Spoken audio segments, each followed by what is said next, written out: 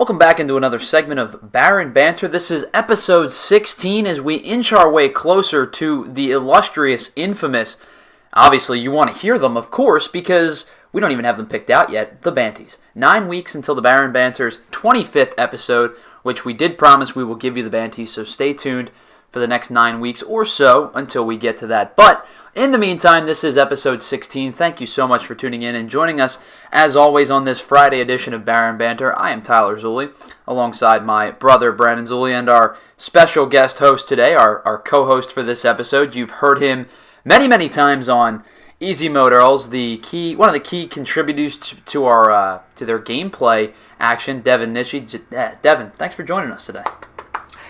Slow golf clap for himself. Yes, I'm actually very happy to be here finally. We finally were able to get a week and a time slot that worked for all three of us. Obviously, Devin, you have a pretty busy work schedule. I myself have a pretty busy work schedule. Brandon is a complete bum. So, 2 out of 3 ain't bad, as Meatloaf once said. Spare chains. As Meatloaf once said, 2 out of 3 ain't bad. But, it was funny. As we were about to go on air today, I turned to you and I went, Devin, I've known you now for quite some time. You and Brandon have been friends for a while. Yes. How do you pronounce your last name? And you told me a great story, and I think we should parlay that to the audience before we get really going today. So in elementary school, I have a very interesting last name in the fact that everybody always asks me, am I related to that philosopher? The philosopher being the German philosopher who actually... This will parlay into another story, I'm sure, another time, though. Being Friedrich Nietzsche, who, what's the word I'm looking for here? He parlayed such thoughts as God is dead, the Ubermensch, the Superman, which I don't know exactly how, but that laid the basis for Nazism. Fair enough. In a very roundabout way. In a very roundabout way, I'm sure, twist ties and whatnot ties into some sort of thought process. But they always ask me if I'm related to this man. No, it's like Smith over in Germany, from what I understand. But anyway, back to this story. So I always get asked, is it Nietzsche? No. And we feel you on this one, by the way. With our last name, it's not much different. We've gotten 900 variations as well. I was called Brendan Zulli for every single day I was in elementary school in 8th grade. And Brandon had a double because everybody was just like, oh, Brendan. Nope. No. How about Zulli? Nope, not right either. No. Guess again. You get one more. Just flip a coin, see which one fits, right? But no, in elementary school, actually, I believe in 4th grade, I had an art teacher for about half a year. I don't know what happened to him. Just up and vanished. He actually, matter of fact, no, he was a substitute art teacher. So he was taking attendance and everything. He gets to my name and he goes, Devin Nacho? And of course, all the 8-year-olds start busting out laughing. Yeah, it's the funniest thing in the world. Slink down in my seat like this. You can't really see it, but it's just my voice is kind of, I'm just okay. Yeah, high-pitched Devin. He was kind of running away. But I wasn't running away. I was too fat. I get your point. You're not even trying at that point. You're not trying. You gave up. In all honesty, if I was in that class, you would never ever not be called Devin Nacho. Well, I agree with you. I think if we were friends at that point, I'd call you Devin Nacho for the rest of your life. And I probably would have went home at that point in time. Like, I did not... Did the kids not call you that? There was one kid, I remember his name was Anthony. He would look at me and he'd go like he was mimicking dipping nachos in nacho cheese and eating them. Right. But overall they were pretty good to you. I'm surprised. At least in that instance. There was like 3 or 4 kids who really got to me at that point. But yeah, they were all right. Right. All right. Fair enough. So we're kind of a little bit of an aside there. We're going to get to our main topic here. This is a point of conversation that, Brandon, you and I had probably 5 or 6 episodes ago, spanning maybe 2 months. Probably early August is when late August, late July is when we had this conversation for the first time. It's reappeared now that the NFL is back in full swing, and it's reappeared in a much greater fashion, and it's reappeared in a much more intimate and personal setting for a lot of people. Whether you're a fan of the NFL or not, whether you've watched every game like myself or you watch no games like Brandon, everybody has an opinion on this. And it started last season when 49ers quarterback, or then 49ers quarterback Colin Kaepernick, sat down originally, then took a knee while the national anthem was going on. He was much scrutinized and much criticized by many of the population. Others believe that he was bringing social justice to the forefront. He was one man, though. This season, full teams are doing it. Full teams are kneeling or locking arm in arm and being the forefront of the focus when the national anthem is being played. Now that it's full teams, everybody's talking about it. So guys, I really want to just open up the forum to you guys both. Get your opinions. We'll talk some stats. We'll talk some numbers. We'll talk player comments and what the presidential office has to do with all of this, because we can't go a week without talking about Donald Trump. So I'd like to get your guys' opinions on this whole situation as a whole. Is it okay and acceptable for these players to kneel during the national anthem? Are they doing it at the right time? Are they the right people? All things are on the table. Brandon, I'll start with you because I think our ideals line up fairly evenly in this situation. As somebody that doesn't watch the game and doesn't care about the product on the field, what does this protest mean to you? I have no problem with it because, to me, it's a peaceful protest, which is the best kind of protest. It's done where people can see them so that they're not just, some random people on the street doing it. It's a good message. It's done in the right way, and it's done by a lot of people, like you said, which can be helpful. And one of the arguments I heard for a lot of people not liking this is because, they're football players. They're not paid to be protesters. They're paid to play football. They're paid to be 200-pound slabs of meat running into each other at 35 miles per hour. They should do it off the field in their homes so that they're not destroying the great game of football. And I'm thinking, so you're saying that they should protest where no one can see them? So let me I wrote an article on this the other day, and I wrote about 2,500 words on this situation. And there are really three arguments that have really come to the forefront. And I keep using that word, but it really is the right word to use. They keep coming to the forefront of this situation. Argument one is, like you said, it's the wrong outlet to do it. Whether it's the wrong time and place or whether it is not okay to do it on the job, that's really one of the arguments. The other is they're standing in the community. Because that they are millionaires, what do they know about social justice? They don't live in a society that sees black crime and that sees black violence. And three, the third argument that I think is kind of the biggest of all of the three is the fact that these players are disrespecting the flag and disrespecting who fought for the flag and what the flag stands for. We'll get to all that in a second. I'll break it down and I'll talk about my piece in a little bit if you guys don't mind me throwing a little bit of a shameless plug out there. But Devin, I want to get your opinion on this too. You seem to have, you kind of be stewing over there a little bit. What's your thought on this? Do you agree with us or you disagree? So Brandon, from what I understand, you're okay with it. I'm fine with it. You're okay with it. This is absolutely fine with me. Okay, and Tyler, I didn't exactly get your thoughts on it. What was your thoughts on it? I am adamantly for this. I think this is the perfect outlet for this protest. Okay. I am not so much mad of the fact that they're doing it. What's making me mad is that people are getting mad over this. Okay. All right.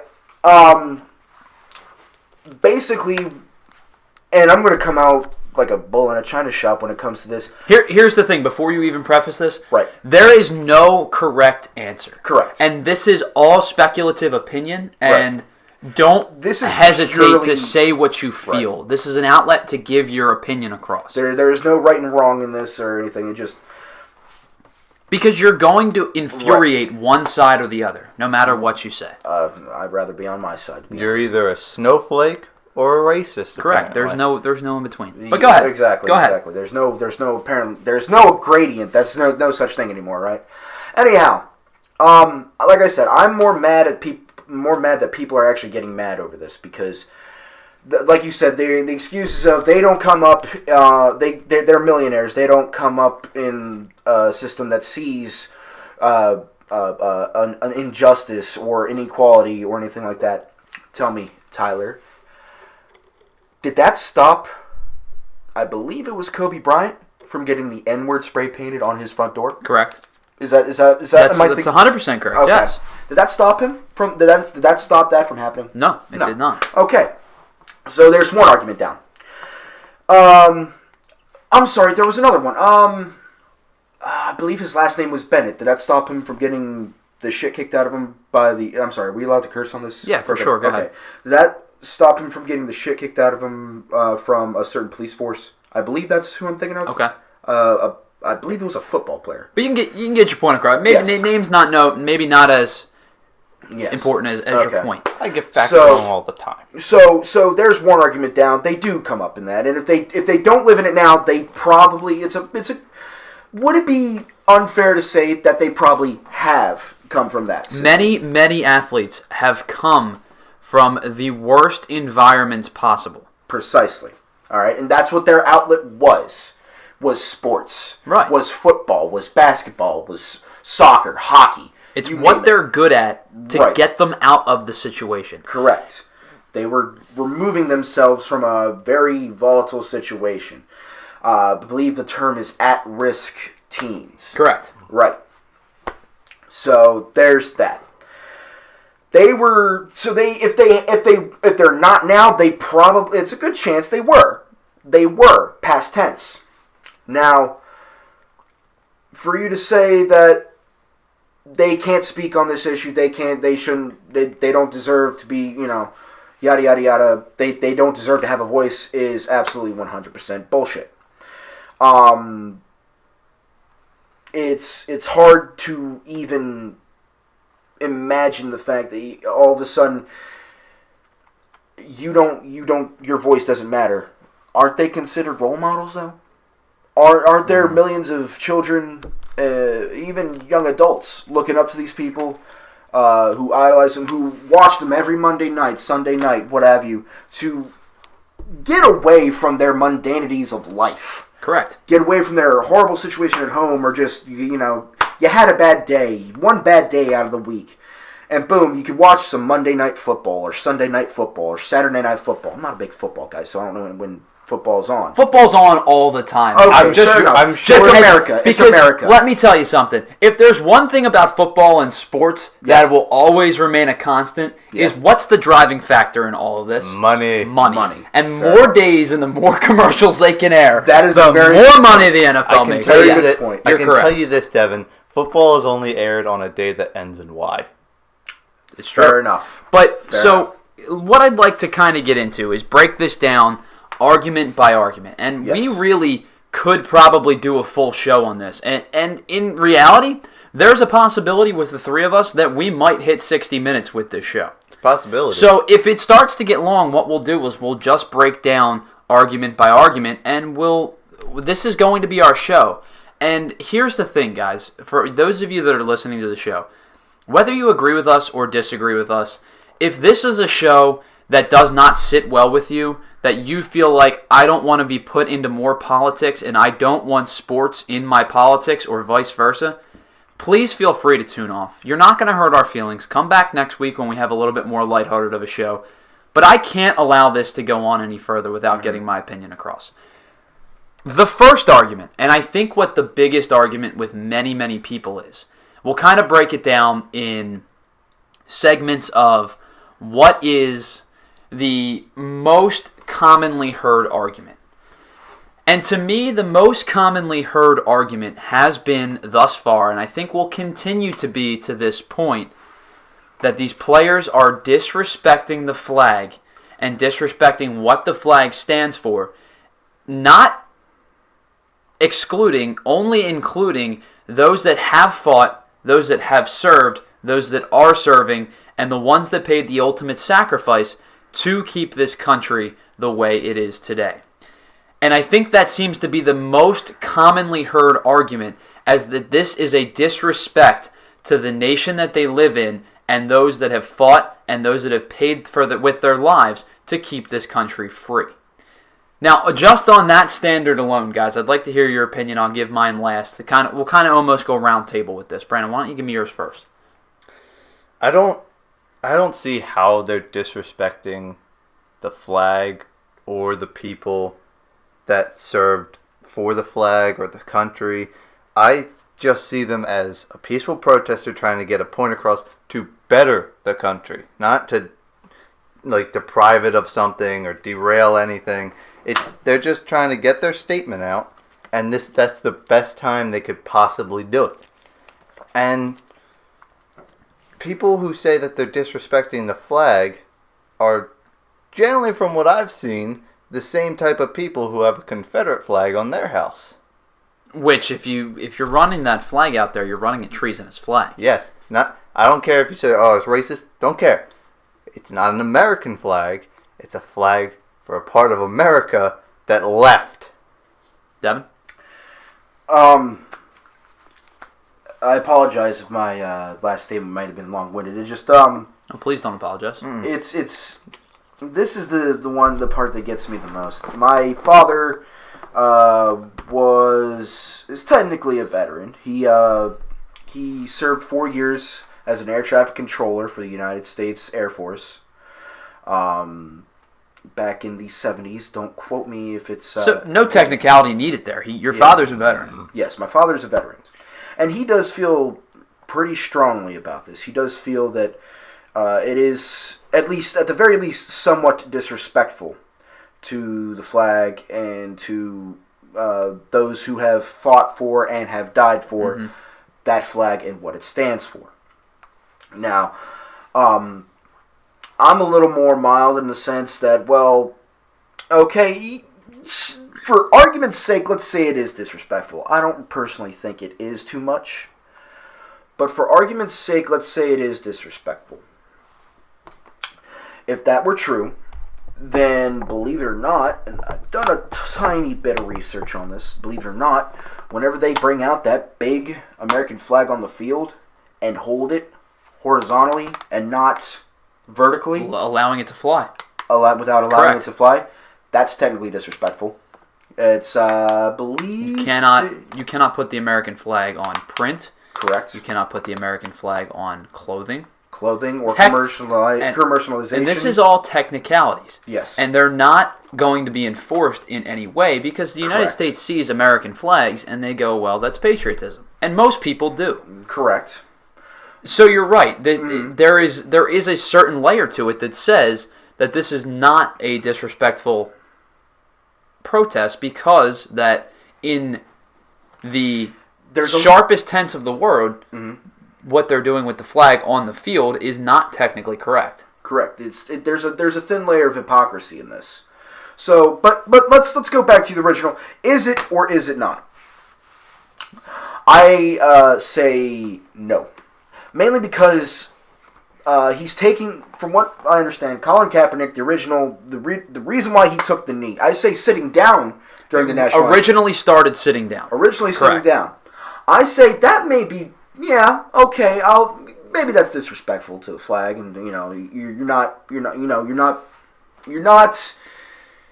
The flag is not at your attention when you're just sitting down, hunched over like this. Well, I think that brings up a good point, Devin. We can kind of sidetrack just for a second. Is there a difference to you guys between sitting and kneeling for the flag? Because I 100% believe there is. Yes, I do believe there is. Yes. Now, he's doing this in protest of what that, from what I understand, from his original statement was what that flag stands for, and the flag stands for the racial injustice and racial inequality that stands in this America. There is 100% undoubtedly fact that is true, that there is and there has been and there will be until something is done. Now, There is a difference, though, between sitting down and standing. And I'm sorry, kneeling. Kneeling. Right. Because while you're kneeling, you're still technically there's an air There's an air of reverence to it. There is an air of reverence to it. You understand that the flag is there. Acknowledge its presence. That okay? I can understand. You wanting to take a knee for it. Sitting down, you're not really paying attention. You're not. Right. So, acknowledging the flag is there, that is respect. I don't want to say enough, but to get the point across that you acknowledge the flag is there, and you want your voice to be heard without doing anything disrespectful. Overly disrespectful. Overly disrespectful. A peaceful way. Now, Brandon, before I get to kind of your point, and we'll start to maybe wrap this segment up a little bit, I've got some numbers for you guys here. Again, this is easily Googleable information. Everything that I present you will come from the article that I wrote. I find that if I can speak on a matter of something that I've looked into and written extensively about, it makes me at least feel more articulate about it and be kind of more succinct and to the point without kind of rambling. So if you guys would allow me, here's some numbers. Beginning in 2009, prior to 2009, outside of the very large games, the Super Bowls, the NFC Championship games, the big Monday night games, the game after 9/11, there was no grand spectacle of this 100-yard flag flown across the field. In fact, up until 2011, that just didn't happen. But in 2011 and stretching through 2014, the NFL received $5.4 million from the United States Department of Defense in order to display the flag at every game and have the players stand along the sidelines to show patriotism. Then again, from 2013 to 2015, the league also accepted $6.7 million from the National Guard for these same pregame ceremonies. So again, it gets back to this is about numbers and it's about money. The NFL didn't have a policy in place that said the players should be out on the field and at attention while the flag and the anthem are flying until 2009, and until 2011 the flag didn't fly across the field. So this has become put under a microscope because of the fact that the NFL has been given this money and then therefore put out a policy that said we're going to fly the flag at every game.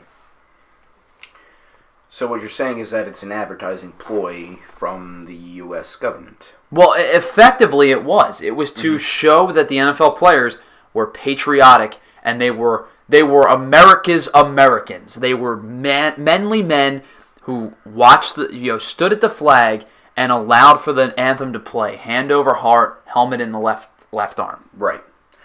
I'm sorry, Brandon. Brandon, go ahead. Yeah, we haven't heard much from you today.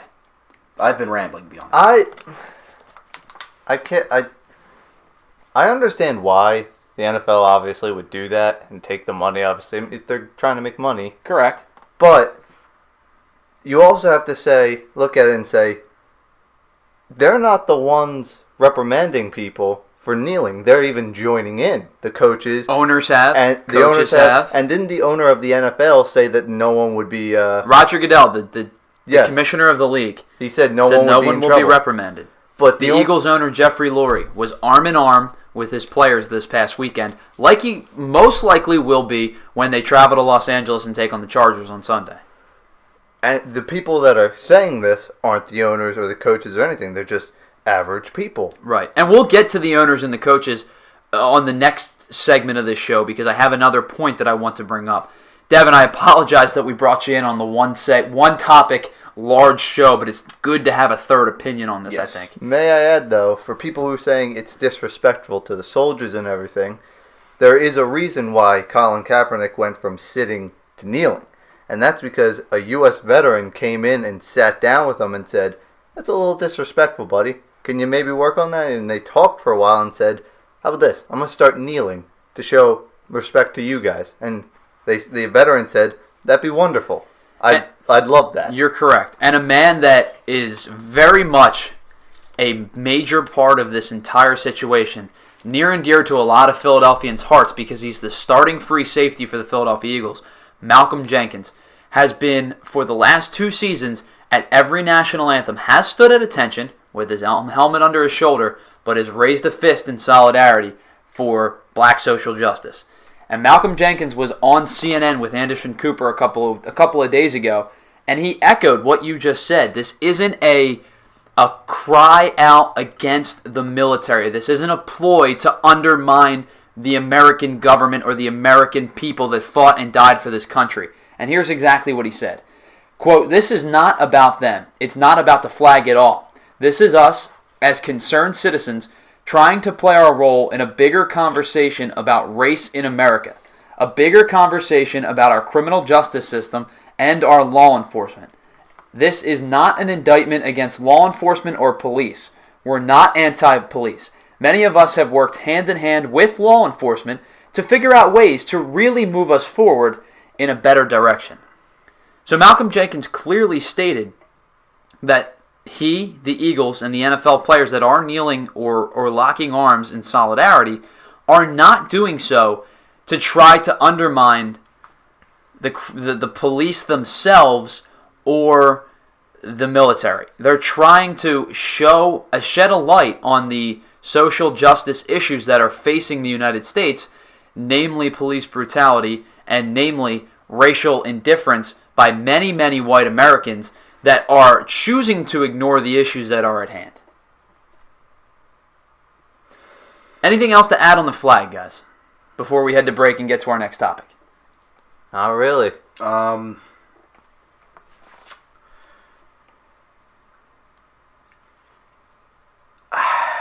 not sure if I'm going to be spoiling a topic coming up soon. But, if I'm not mistaken, didn't Donald Trump have something to say about this? Donald Trump had a lot to say about this. We will be getting there. And that's something we'll be getting to very quickly on the other side. Okay. It's a nice little segue. Fair you enough. are 100% correct. If you'd like to know what Donald Trump said, if for some reason you don't know what Donald Trump said just yet, well, hang on. We'll be right back on Baron Banter for an hour-long edition of the National Anthem.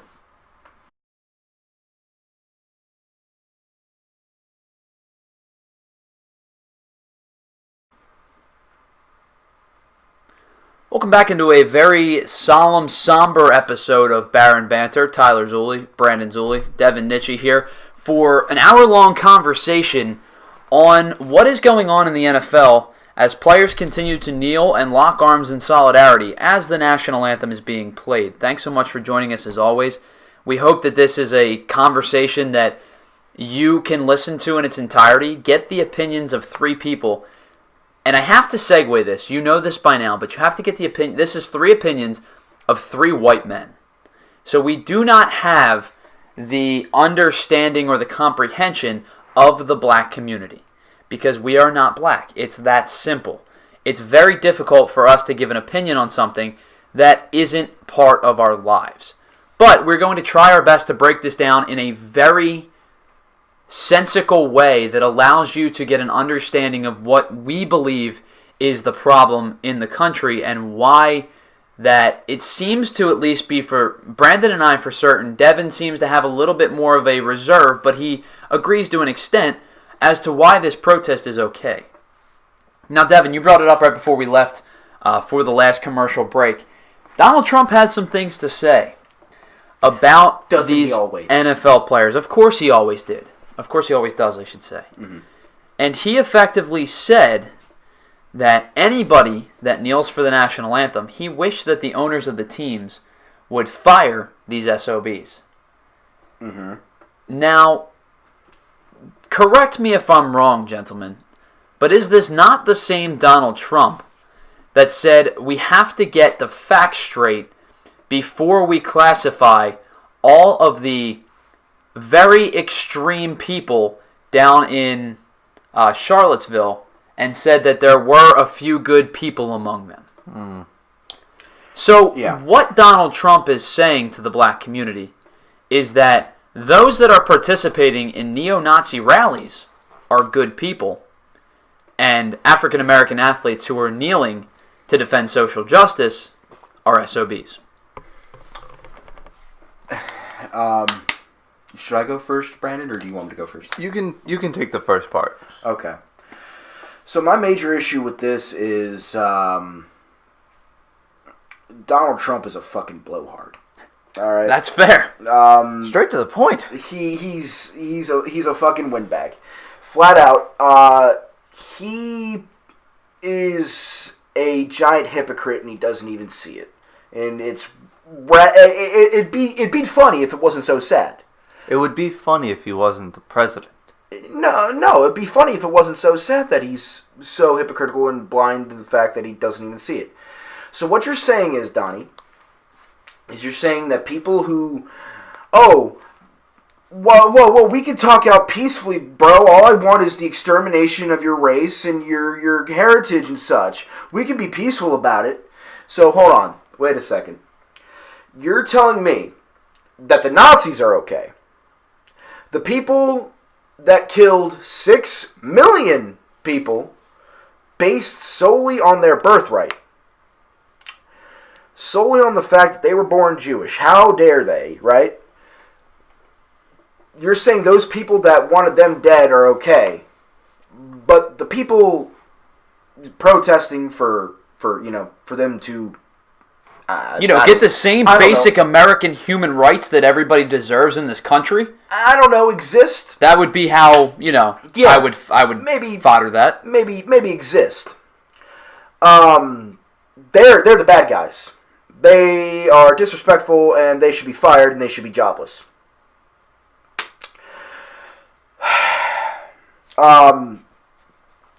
There's nothing really to say about that. If you're of a clear, sound mind, remotely sound mind, and have any semblance of right or wrong, and have any semblance of say, I don't know, common sense, you know exactly what he's saying is 100% utter bullshit.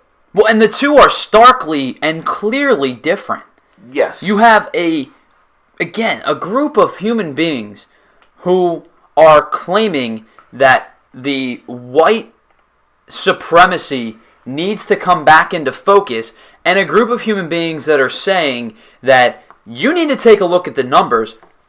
African Americans are being racially segregated and mistreated in this country again, which is, if I'm not mistaken, what the 1960 civil rights fight and arguments and movements were about. Dr. Martin Luther King did not fight and die for the African American community to be reverted back to the 1950s before they were given decent, basic human rights. Mm-hmm. And even then, they weren't even given that luxury, mainly because there are people who, with a backward mind, that think, oh, just because they do doesn't mean I should. You know what I mean? Racism is not an inherent trait. Racism is a learned trait. It is taught. Correct. You do not get born out of the womb and have racist ideals like you have a skin color or an eye color or a historical background where your grandparents all came from Italy, so you have Italian heritage. Mm-hmm. Racism is a learned trait, and you learn it from the people that you first make contact with, your family members and your parents. And you have to be able to articulate the difference between a generational gap and being downright ignorant. And at this point in 2017, those with that racial intolerance and indisputable evidence of racism are not with the clearer picture anymore. 100%. You bring up the 1960s civil rights movement. But there's quite a, not to downplay that. That's the big one. That's the number. number one or number two would be probably the Emancipation Proclamation. Am I thinking of the right one? Where Abraham Lincoln pretty much abolished slavery. You can have an outright on the Emancipation Proclamation because of the fact that when the Emancipation Proclamation was decreed, the United States, for the most part, or not for the most part, the United States was split in two. You had the Union and you had the Confederacy. And the Emancipation Proclamation freed slaves only within the Union because the Confederacy was not part of the Union anymore. Right. Therefore, and at the time, the Union had already basically ridden themselves of slavery.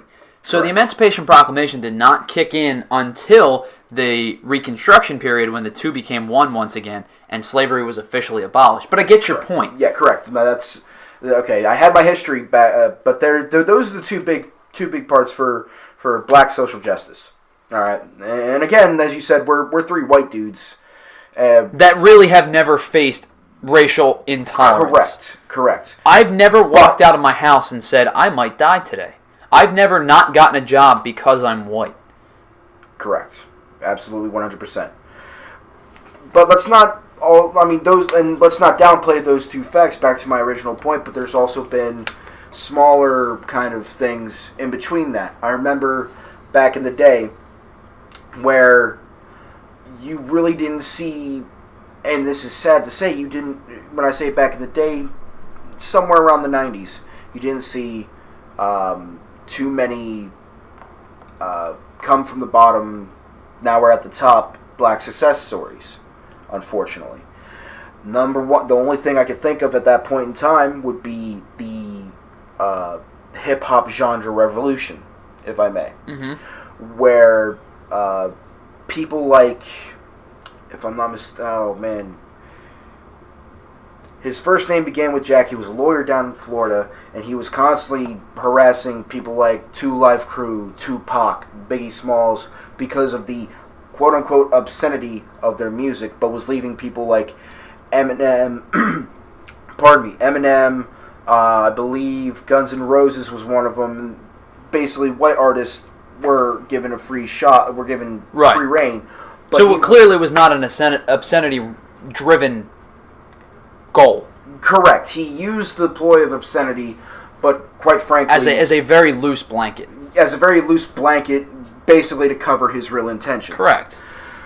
Now, of course, this guy later came after video games like Grand Theft Auto and such and so on for the kids, and he went after wrestling and everything. But this was basically one of the last straws. He went after Two Light Crew to prevent their at the time non-released, but would eventually become one of their best-selling albums, would prevent them from being released in Florida.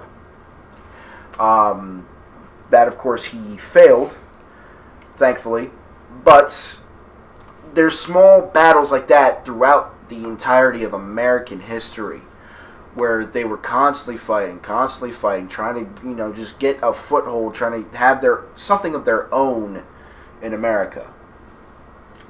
And all of a sudden, you get someone like Donald Trump, who is put in a position of power, and all of a sudden everybody who's had these pent-up feelings basically say, hey, he's the guy.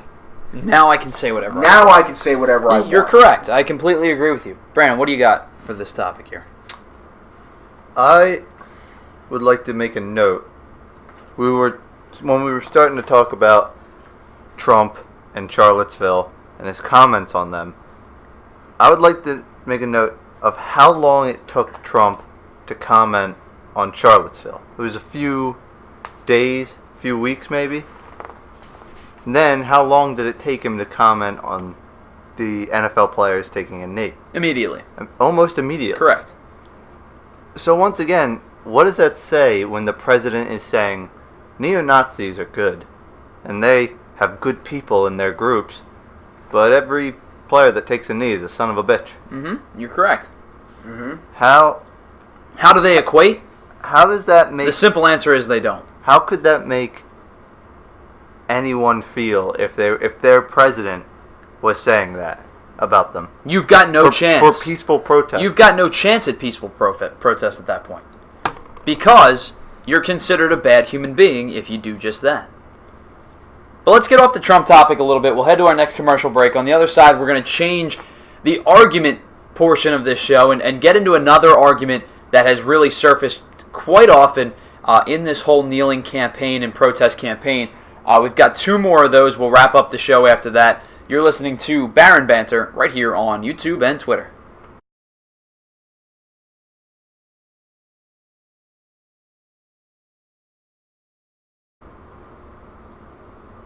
Two segments down, 2 more to go here on Banter, Kneeling for a Cause edition. Tyler Zulli, Brandon Zulli, Devin Nitchie here. I think we just got our title. Kneeling for a Cause. Kneeling for a Cause. I would not argue that until I give you this piece right here and this little aside and this little intro to start this next topic. As somebody that works in the sports media field, I'm a writer, I'm a producer, I'm an on-air guy. I've been told to stick to sports quite often. And what people mean by stick to sports is that they don't want the platforms overlapping. They don't want to tune into a sports station and hear politics, just like they don't want to hear political people who don't know about sports speak on sports issues. Here's my thought process. This is 2017. In a news media outlet that all news gets to you and is irrelevant in 15 seconds or less because the next topic's hitting. So sports and politics, sports and social justice, and sports in the world in general, from this point forward, will forever be intertwined. I can't just stick to sports because that would be neglecting 98% of the world. And that's what kind of bugs me about this whole thing, is people talking about stick to sports. We don't want to hear it. And that brings up the next argument that I've heard. And the next argument is one that people are saying this is the wrong time and place for this argument to be happening.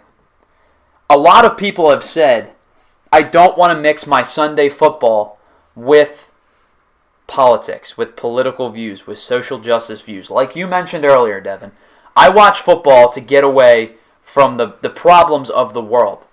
Well, here's the thing. You can't get away from the problems of the world anymore. There is no off switch. Back in the 1960s, when the nightly news went off at 7 o'clock after the 6 p.m. broadcast, that was it. Unless you got the nightly paper, that was it. Until the next morning when you read the morning edition of the paper. You shut off the world from 7 p.m. until 7 a.m. It's just how things worked. Now, there's 24-hour news cycles. There's 24-hour sporting cycles.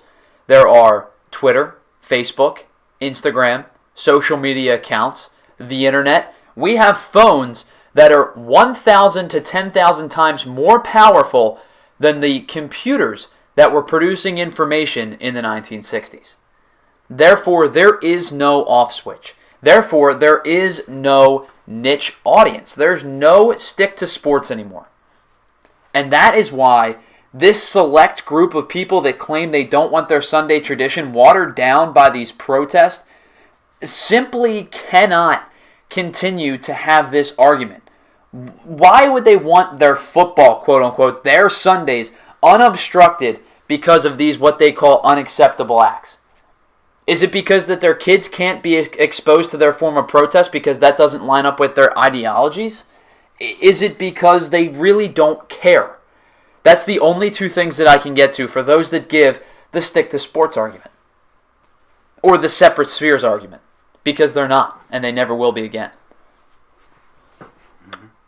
Brandon. I believe, like you said, that most of the people who say keep them separate don't care at all. But, again, when you think about it, they're getting paid to play football. They're not getting paid to salute the flag.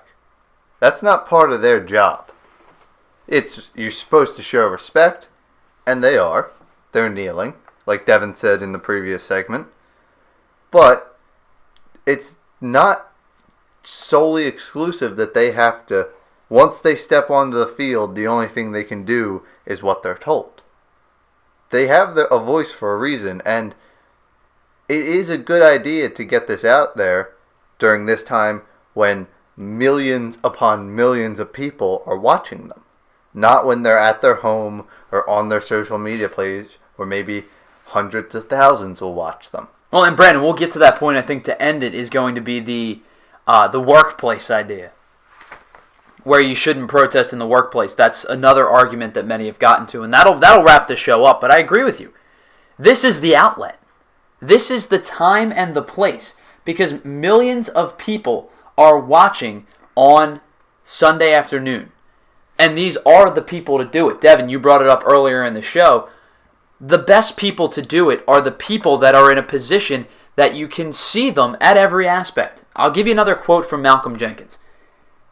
As black men in America with a platform, Jenkins continued, you know what I'm saying? As black men in America with a platform, Malcolm Jenkins understands that his social status is one that people know who Malcolm Jenkins is. Let me ask you guys something. Neither of you are football guys. No. But if I say the name Malcolm Jenkins and I say the name Elmer Williams, which do you think you have a better understanding of? Especially after the conversations we've had. Malcolm Jenkins. Malcolm Jenkins. He is an NFL player, and at worst, you guys know that. Yes. You may not, and I mentioned who he For played, the Eagles. and I mentioned who he plays for and what position he's played for earlier in the show. Correct. But that's irrelevant. You might know who Malcolm Jenkins is. You know who Elmer Williams was? A singer. I had no idea, and I wrote about this in my article. I had no idea who Elmer Williams was. You know what I did to find this guy's name? Google. I Googled predominant social justice members, and this man's name came up. Okay. Elmer Williams was a 20-year armed forces veteran who died about a month ago at the age of 81. After his 20-year service of the military, he taught race relation courses at the Webb Air Force Base. So this man went on to teach race relations courses at a time where race relations weren't really necessarily a understood factor.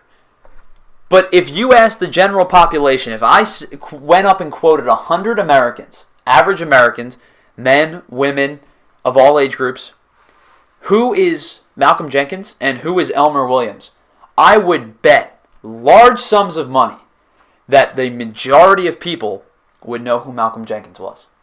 And that's why Malcolm Jenkins uses the platform that he does to get his point across. That's why Colin Kaepernick began this motion and used the platform that he obtained by becoming a National League football player to use his platform for what he believed in.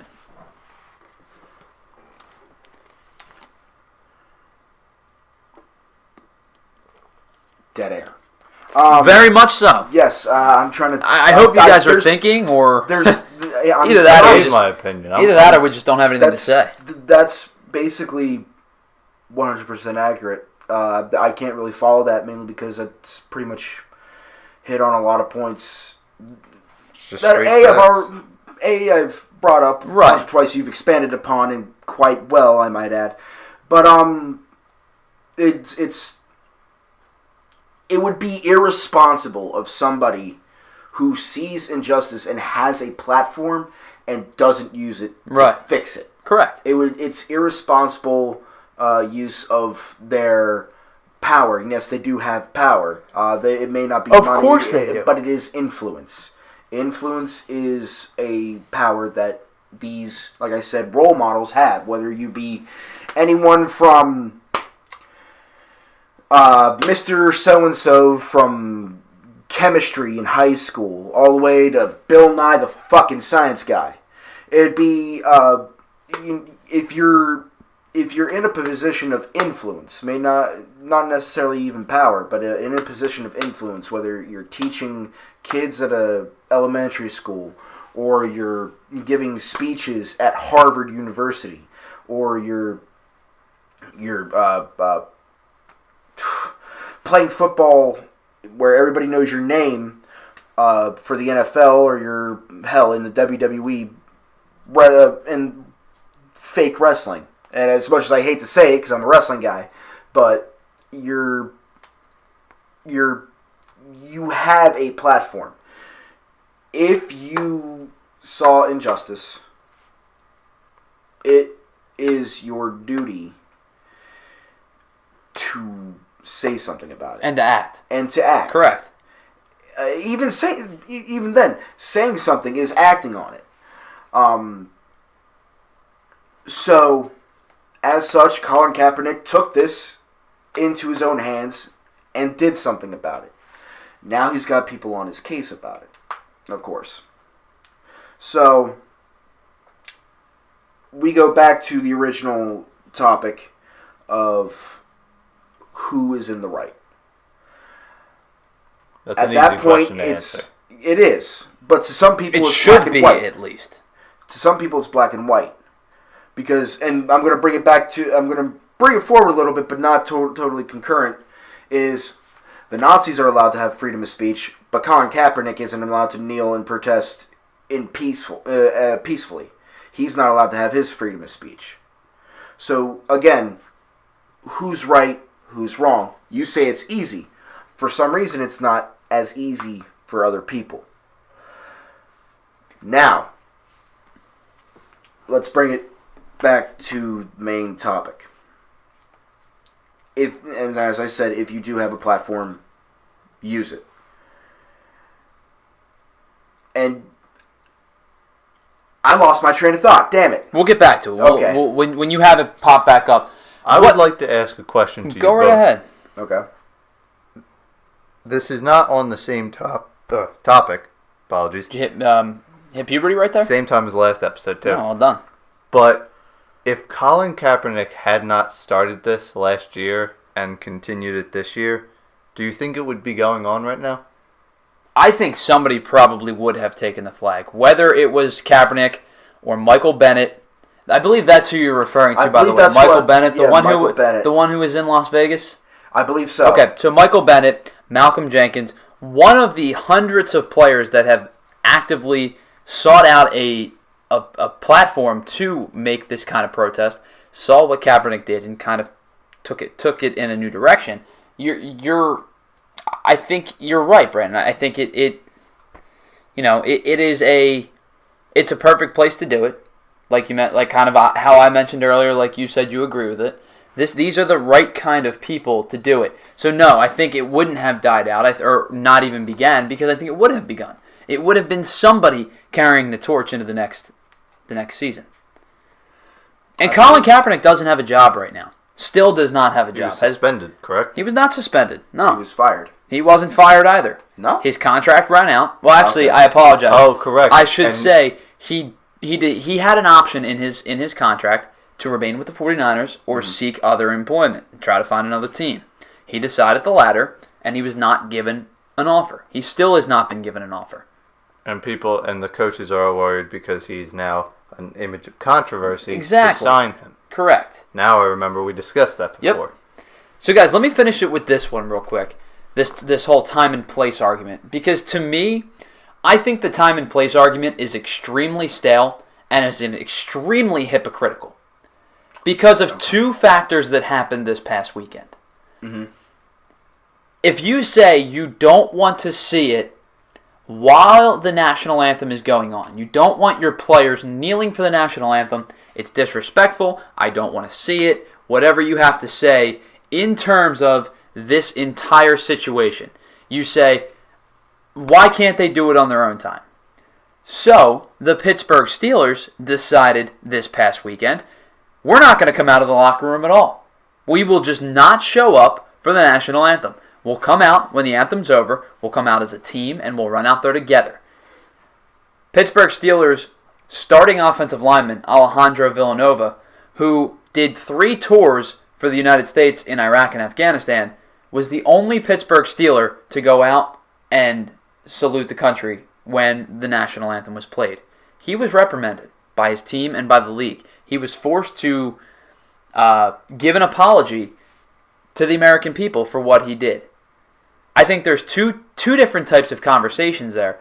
But the first one being, it's very, very hypocritical of fans to say, I don't want to see you and I don't want my kids to see you kneeling for the national anthem. You're giving them the wrong message. And then to say, well, you can't not come out at all. You can't not come out of the locker room. You have to come out on the field. But if they come out on the field, they're going to kneel down. And when they kneel down, you're going to be outraged. There's no win here for the NFL players.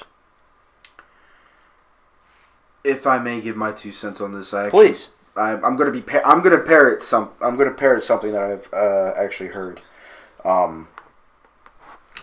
So let's say, okay, they're all millionaires. They shouldn't be doing that. You don't have a right to blah blah blah. Boil it down. They're millionaires. I'm just peeked the mic, but they're millionaires. Tyler, if you're a millionaire, what's the one thing you don't want to hear?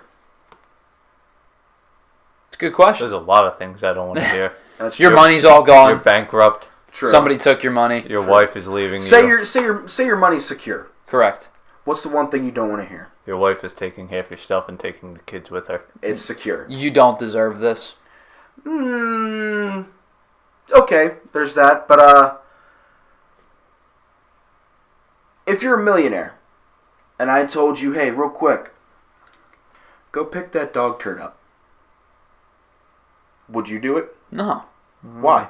Why? Yeah. Because I'm not going to... I don't think if I have any sort of money, I'm not just going to go pick up dog poop. That's just... Okay, what if I paid you for it? It depends, and I think no, because I don't need it. You don't need it. Right. Because you're a millionaire. Correct. All right. So I think some of this is just looking at it from a different angle. I may be right, I may be wrong. I think some of this is also a bit of a publicity stunt for certain teams. Mm-hmm. But Donald Trump, who's a billionaire, small loan of $1 million, that guy, he told the NFL owners what they should do. If I'm not mistaken, there were at least one or two people, and I don't remember if the Dallas Cowboys owners was one of them, but they were adamant saying, you will stand for the flag. You will stand for the flag, you will stand for the national anthem, or else you're not a Dallas Cowboy, or you're not a I believe it was San also the Francisco Kansas City 49er. Chiefs that did it as well. Chiefs, okay. Matter of fact, it was the Chiefs that I'm thinking of. Wasn't he with his players one of their past games? Yeah. Wasn't he with them, standing arm in arm? He was, correct. Kneeling? Correct. So, that just goes to show that some of it don't tell us what to do. There's that. Basically, the gist I'm getting at is, as soon as somebody tells somebody what to do, then they act. They're going to do the Instead, opposite. They're going to do the opposite. They're gonna spite you, because why the fuck are you telling me what to do? Mm-hmm. You have no right to tell me that. You're correct. You have no right to tell me what to do. I am my own person. All right? Are you my boss? No, you're not. So why should I listen to you?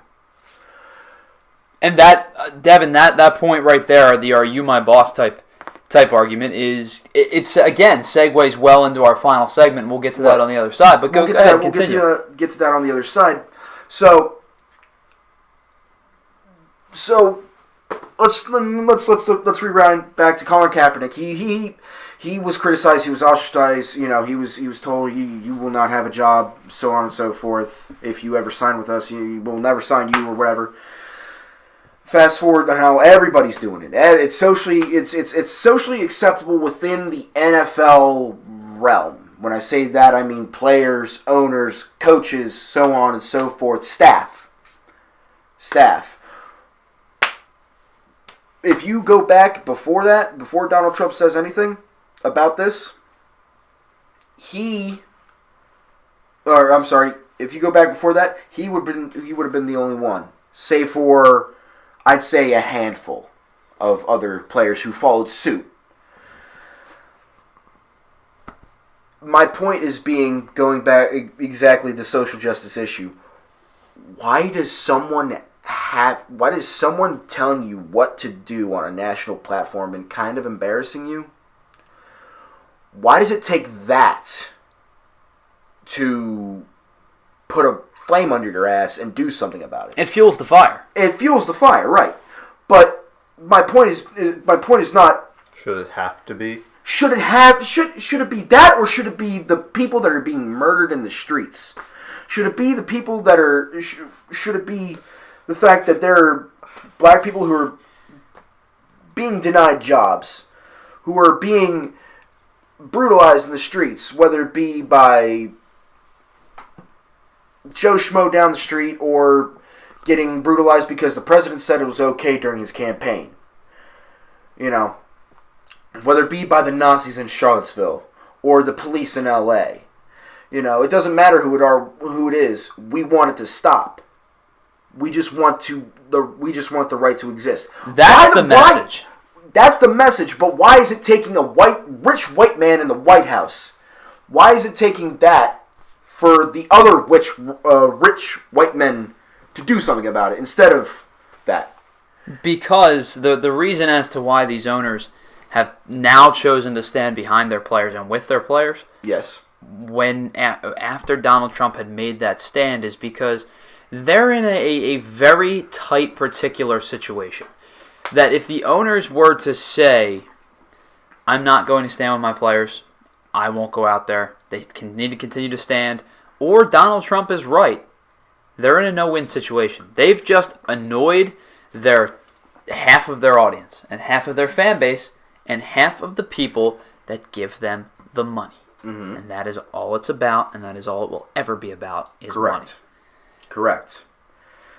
Let's head to our final segment, though. We'll head to our last commercial break. On the other side, we have one more argument that I've heard many people say, and we'll kind of break that one down as well. Thanks for tuning in to this social justice issue episode of Banter. We'll be right back.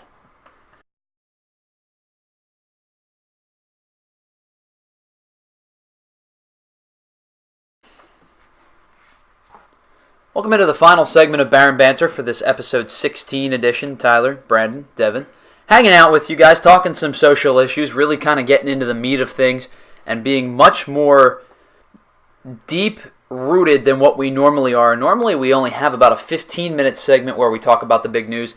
Then we kind of just mess around for 45 minutes. But I think that this is a very, very important topic that not many people have been able to properly and succinctly get through without having outrage, and I think we've done a good job of that so far, guys. One final topic that I've seen, one final argument that I've seen from a lot of people, when it comes to this kneeling for the national anthem at the NFL games, is that they should not do it at their place of work. Many argue that if this were to be me, at my place of work, and I were to protest on the job, I would be fired.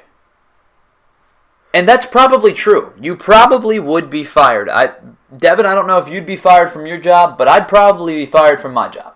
I'd be fired from my job. This is a place where flags fly on the vans all the time. I think for Devin's job, he would be kneeling down in front of the car. I will not do this until social injustice is dealt with. Just go over them. Just run them through. See, the thing is, I actually, at my job, I jump cars for a living, basically. And there was one point where we're not allowed to have anything on the van whatsoever, except for, a flag that you stick on your window, which, or the back of your door or whatever. At one point, I had actually found a checkered flag that, as a joke, I put on my jump truck's antenna. Jump truck, it's literally just a truck with a rig bolted onto the front of the frame with jumper cables coming from the engine. Right. Yeah. Okay. Yeah. Fair enough. So the little piddly 2001 Ford Ranger, that 2001 was around when 9/11 was a thing. Or I should say transpired. I put as a small little joke, put a checkered flag checkered flag antenna sock, which is basically just fits over your antenna of your car or whatever. And I put that on there as a joke, and I got called into the office. By the way, this checkered flag did in fact have M and J for, I won't say where I work, but I will say that's the company's initials. Mm-hmm. I did get in trouble for this. So you were flying a branded flag with your company's... I kind of scrawled it on there, but I was told basically don't do that. Right. So that's not really a form of protest, but at the same time, it's along the same vein as that if you could get in trouble for this. Correct. Kind of deal. And here is the kicker. Here is the major difference between you getting fired from your job, I getting fired from my job, Brandon getting fired from sitting on the couch doing nothing. I don't even think you heard that one. He did. It just took a second to register. I have gotten a job. I start next week. Anyway. Until they call you back and say, hey, call in 17 months. Anyway, here's the difference between us getting fired from our jobs and these NFL players. There is no code of conduct in the NFL that says you must stand for the national anthem within each individual team. There is no employee handbook. I have an employee handbook that says if I were to do something that disrespected my company, I could get fired. I'm sure you have the same thing. Correct. Most companies do. And the NFL does as well. But within the employee code of conduct, with the NFL, there has been no express written disconsent saying that these players cannot do what they're currently doing. Your boss has every right to give you these laws and to give you smack down this law.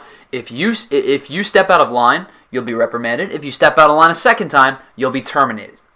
Your boss has every single right to do just that. That is their express written right as the boss.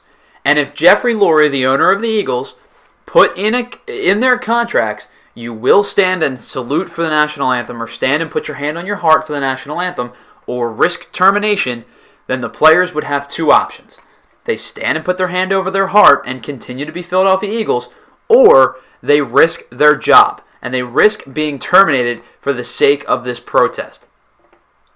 All well and good, but that's not the way that this is going in the NFL. Therefore, I have no issue with this on the field and at their quote-unquote place of job and occupation, because it's not been expressly given as a warning or as a express written disconsent, like I mentioned, that they cannot do this. I agree with you 100%. And like I said last time, the last segment, their job is to play football and is not to salute the flag. Their job no one can say they're not doing their job. They are. They're doing their job very well. They're just making a statement before they start their job. And I'm sure, like you said, if they had these kind of codes, they could be fired.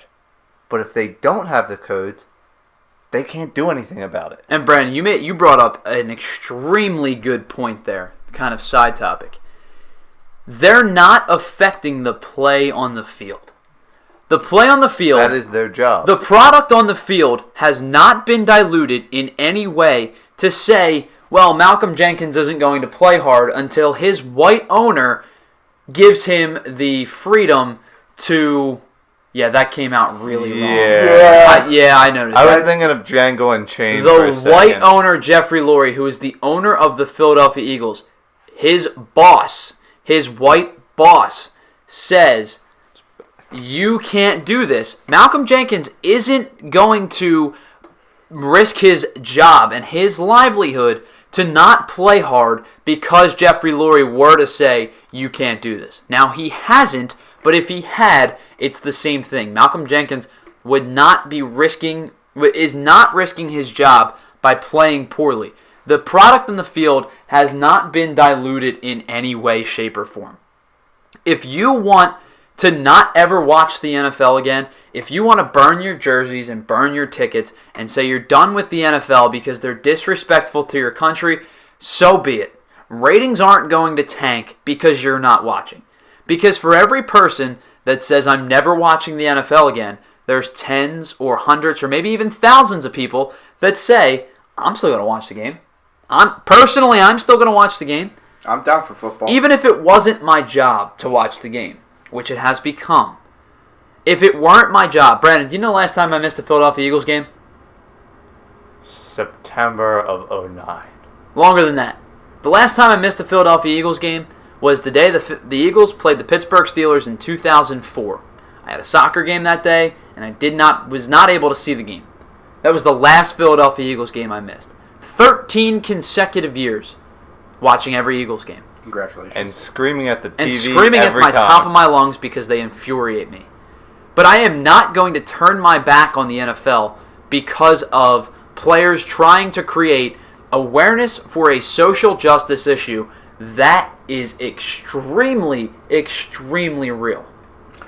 I just thought of something really too. Good. Is this whole overarching thing is Colin Kaepernick is a person, right?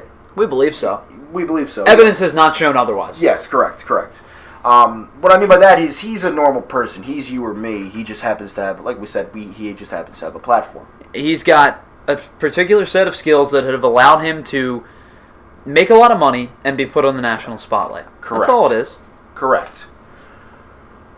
So why are, and this goes back to I'm going back, and I realize I'm going back, but I can't hammer this home enough. Is that they're just normal. They're at the end of the day, they're also normal people, like I said, with a voice.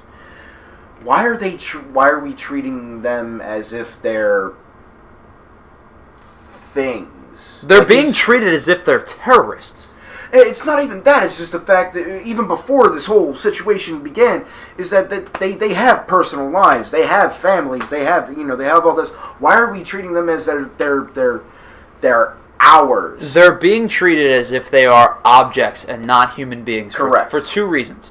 First reason being, and this is psychological too. We watch them on TV. We grow up. I've grown up rooting for the Philadelphia Eagles. As somebody that's in sports media and out of, in the broadcasting field, I write, I do all this stuff. I've grown disattached from the Eagles, but not disassociated. And what I mean by that is, I root for the Eagles, I watch the Eagles, I take notes on the Eagles, I write about the Eagles. But I realize that I am separate and not equal to the Philadelphia Eagles. Right. If I die tomorrow, the Philadelphia Eagles don't care. If the Philadelphia Eagles cease to exist tomorrow, right, I care. It's a one-way relationship there. Mm-hmm. Most people, however, though, don't break down the difference between themselves and the Philadelphia Eagles. How many people have you ever heard that call the Eagles we? Us. We need to do this better to win a game. Our team's better than your team. There is no us. There is no we. Mm-hmm. I'm not employed in any way by the Philadelphia Eagles. Mm-hmm. If I were a coach, a player, a person in the front office, even a janitor, there's a we. There's an us. Because Correct. The Philadelphia Eagles write my paycheck every 2 weeks. I am not a part of the Philadelphia Eagles, nor are any of us that don't have an association with them. That's part one as to why people don't quite grasp it, because they think that because they welcome the Eagles into their home every Sunday by watching them on TV, right, they're somehow affiliated with the Eagles, when in reality, they're not. Part two, why they treat these players like they're almost objects, is because you look at it and you go, the rate of turnover in all sports is very quick, but the rate of turnover in the NFL is the greatest. Running backs have a shelf life of, you hit 30 and you're dead. Your career's over. Mm-hmm. The average NFL career is 3.5 years. Okay, I held up 4. 3.5 to 4 years is the average NFL career. So the rate of turnover is so quick. So fans for the 3.5 average years that Tyler Zulli is an NFL player want to see Tyler Zulli perform at peak performance. And when he can't do that anymore and the Philadelphia Eagles cut him, it's the next guy up. That's all it is next guy up, next guy up, next guy up. That's what the mantra of sports is. It's how it's always been, and it will never be any different. But that's why there's a disassociation. The NFL stands for not for long. No, it doesn't. If you believe that the NFL is going anywhere, you're crazy. I mean the players. Oh, the players, yeah. That's It's a constant cycle. It's a constant cycling of 52 players or 53 players on each roster. Effectively, yeah. So my point being is that why are they being treated like objects? Why are they being treated I can't answer that. That was my justification, but I don't know. Because right, they're celebrities, and most celebrities are kept at a distance and are only seen as personalities on TV. They're larger than life. They're not. But they're not. They're not seen as, from most people, as average day citizens. Right. They're seen as the celebrity, the personality. They don't see the human aspect of any of them. Of sports players, movie stars, talk show hosts, anybody. It's all a strange disconnect that we have to all celebrities. Okay, so you've explained my point pretty much perfectly. There's a basically emotional investment. Correct. Emotional investment in these teams. So when somebody sees something that's different or sees something that's not normal, they always stand for the national whatever. Mm-hmm. They don't understand the fact that there is no employee handbook. They don't instead. There certainly is. It just doesn't include this aspect. Correct. Okay. Yeah. Fair enough. Correct. There's no aspect. They don't understand that they're contracted with these people. Why can't we just fire them? Well, number one, there's loyalty because I'm not sure about you, but for a long time, Donovan McNabb made Jeffrey Lurie a lot of money. Even though they never necessarily made it to the Super Bowl, they still made money. That's the thing. Just because of the fact that they only played in one Super Bowl over McNabb's tenure here doesn't mean that he didn't make this team a lot of money. Correct. Jeffrey Lurie bought the Philadelphia Eagles for approximately $190 million. Correct. The Eagles now are worth $1.6 billion. Now, when did he buy that team? In the early 90s. In the early 90s. If I'm not mistaken, McNabb came around 2002, 2001? He was drafted in 99. 99. And his first full season was 2000. And his first full season was 2000. Okay.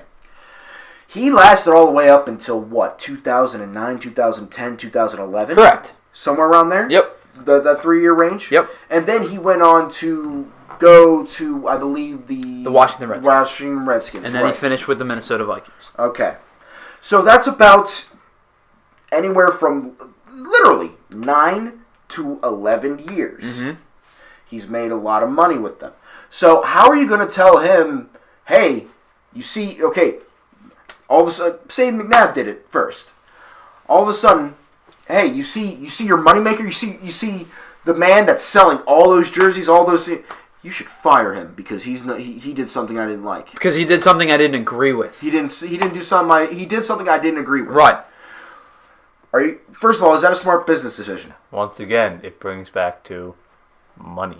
That's all it's ever about. No. All about money. But I'm getting to something else here. Number 2, like you said, 9, 10, 11 years. And that's an extremely long career. That is an extremely long career. As we said, the turnover rate is 3.5 to 4 years. Correct. 9 to 10 to 11 years. You can't tell me that Donovan frickin' McNabb did not at least once during that time sit down and talk with Jeffrey Lurie and said, hey, catch that episode of Dukes of Hazzard or some shit?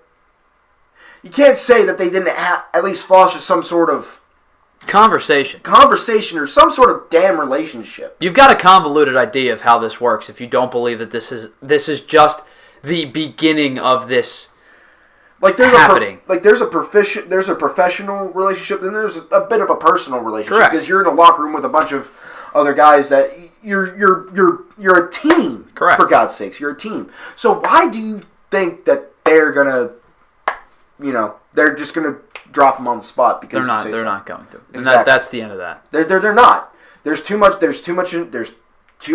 invested. There's too much investment from the owner, too much investment from the teammates, too much investment from the coaches, all because he did one thing. And that one thing is something inconsequential to your life. Correct. But very much so to many people. It is as inconsequential as it is. Yeah, I'm sorry. I'm getting flustered here, but I have a thought process going finally. It is as inconsequential to your life as it is very much so important to the social aspect of modern day, not only politics, but the world in general. Agreed. Absolutely, 100% agree with that. Brian, you got anything to close this thing out before we shut it down? I'd like to pose a question to you, actually, since you're the sports guy. Okay, go ahead.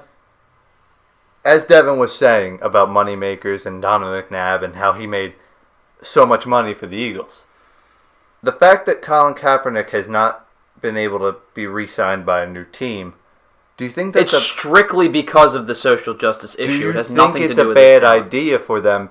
Do you think he would make them more money if he was on any team? You're going to have 50% of your audience that is going to say, I will get a Colin Kaepernick jersey if he plays for my team. And there's 50% of your audience that is going to say, I will never watch this team again if Colin Kaepernick is signed. And that right there is an issue in amongst itself. A house divided in itself cannot stand. And that would what this team would become. Any team would become is a house divided amongst its fans and those that spend money on merchandise, tickets, parking, etc., etc. So, no, I don't believe that Colin Kaepernick will sign with a team this season. If he did, it would be in a backup role, and fans would be calling for him to be the starter the entire time. It's probably not worth the NFL GMs and owners' time to bring a guy in like that because of the fact that he is going to create a large outpour of media. I don't believe he'll have a job at the end of the season, but I do believe that what he started and what he kind of bared the cross for through the first 3 stations of the cross, when it finally gets to station 15, he'll be the poster child, the poster child, the heralded one. Mm-hmm. And that's all it really comes down to. He'll be the one remembered. He started it all. Correct. Yeah. And he should be. He absolutely made history should be. For it. Well, that'll end this show today. Thanks so much for tuning in. We know we got a little bit more political and socially deep than what we normally do. Next week, and rambly for that matter, but that's what happens when you add a third person to the mix. Yeah. But next week, we'll get back to more of our classic Baron Banter conversations. We'll start a little bit more timely and in the news. We'll finish up with probably Pokemon or Disney World or something along those lines. But for my co-host today, Devin Nitchie, we'd love to have you back. Hopefully we can get you back on sometime soon. That is a shock. We'll keep you fair. Listen, it's only been an hour and a half. We'll have it as we go. Give it a little more time. You'll want me out of your house by next noon, I'm sure. My every week co-host, Brandon Zulli. I'm Tyler Zulli, saying thank you so much for tuning in. If this is the first time you found Baron Banter, we hope you enjoy all of our shows and go back and kind of listen to the ones that you've missed so far. You're more than welcome to leave a like, a subscribe, and a comment. We'll be happy to answer all of your comments. If you ever have anything that you want us to talk about, please leave it in the video prior to the one that we're going to record each week on Fridays and drop on Friday afternoons. Please let us know what you'd like us to talk about. We read every comment. We will respond to almost every comment. To everyone. You're 100% correct. If you've tuned in for almost every episode or every episode, thank you so much for your continued support. We will hope to continue to bring you a Baron Banter at least once a week, maybe once every 2 weeks, depending on how schedules go. But thank you so much for all that you do for us and your continued support. Remember to follow us on Twitter at EasyMotorLs. You can also follow me on Twitter at Teasel34. You can find us on Facebook as well. The Easy Motorls as well on Facebook. And of course, if you found us here, you already know that we're on YouTube under the Easy Motorls. Check us out for all our latest videos. And until next week, have a good one.